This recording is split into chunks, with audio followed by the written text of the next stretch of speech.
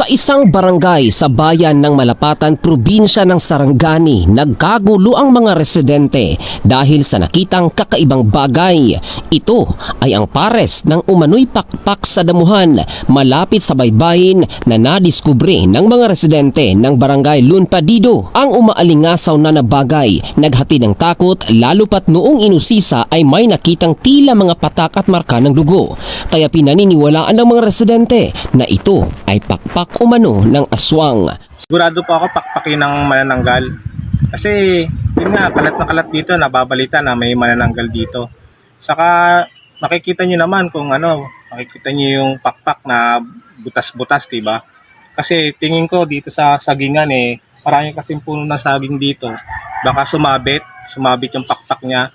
Tapos yun, nagkabutas-butas. Kaya yung nakita namin dito, baka ngayon nga, pakpak ng manananggal. Sigurado ako. Ayon naman sa mga hindi naniwala, posible umanong balat ito ng isang malaking isda o palikpik na dinala ng mga alon at tinangay papunta sa gilid ng dalampasigan.